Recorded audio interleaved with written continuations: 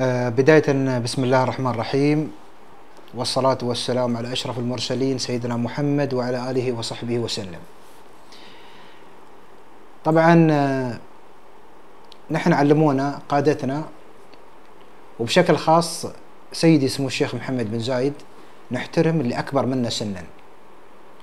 فأنا برد على ما هو رد، يعني أنا لست في مكان أني أنا أرد على مبارك ولا غيره، ولا أريد. احنا اليوم كشعب امارات في تطور وفي نعيم وفي رضا الحمد لله على قادتنا، وقادتنا راضي علينا. ما نبى يعني نشوش افكارنا بهذه الاشكال، قوم مبارك الدويله ورباعته. لكن انا اللي شدني في هذا اللقاء المذيع جزاه الله خير، محترم، يوم قال الاشقاء في دوله الامارات. كلمة الأشقاء هذه المفروض أنت لك يا مبارك أنك تحس فيها أنه قال لك الأشقاء، نهارك الموضوع. يعني المفروض من الأخير ما تتلفظ على أي شخص من أشقاء أبناء الكويت. ما بقول أبناء دولتك، بقول أبناء الكويت. وهو يعني يوم قال لك الأشقاء المفروض هني الموضوع خلاص انتهى. الأشقاء مهما كان الأشقاء، وراجع يذكر لك يقول لك ان في تيارات اسلاميه في كذا وفي دوله كذا وفي دوله كذا، وانت مصر. يا مبارك انت تعرف عن من تكلمت؟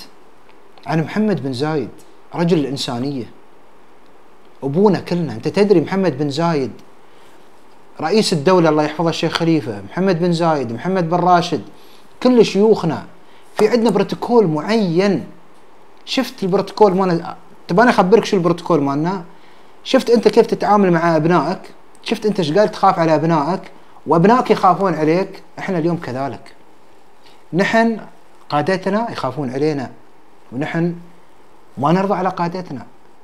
خوياك ورباعتك وقفوا قالوا هذا كلامك غلط.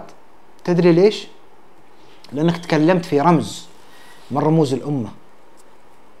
محمد بن زايد رجل الرحمة.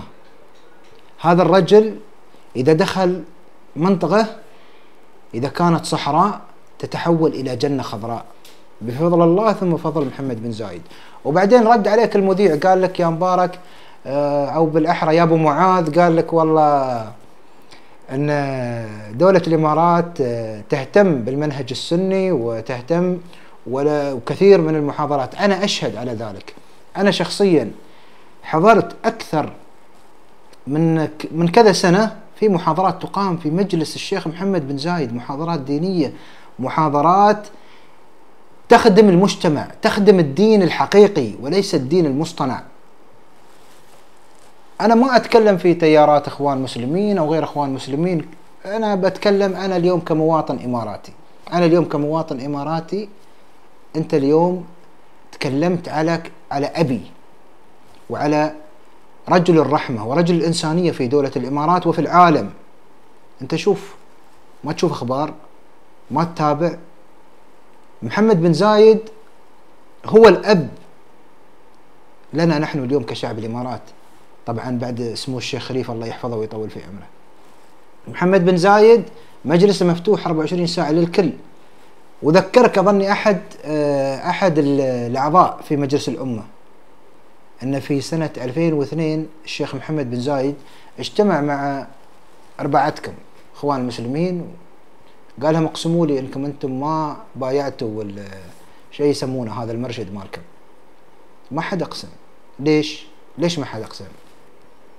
وبعدين أنت قاعد تقول معلومات غلط، أن اللي مسكوا في دولة الإمارات من الخلية هذه أنهم ناس لهم فضل وناس مخلصين وناس.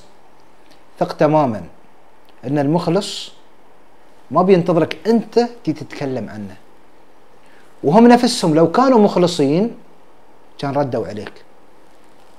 محمد بن زايد خط احمر. طبعا ارد واذكرك بان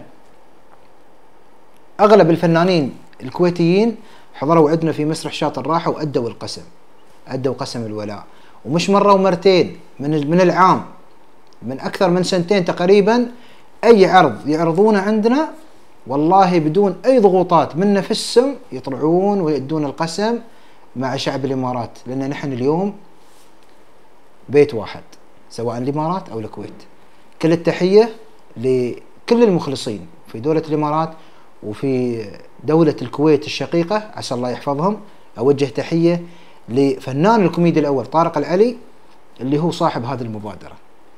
وطارق العلي وكثير من الاخوه في الكويت طبعا يحضرون عندنا هني في الامارات ويؤدون القسم ويزورون اصحاب السمو الشيوخ على زيارات دائمه، وكل محبه وكل اخاء ولله الحمد. شكرا.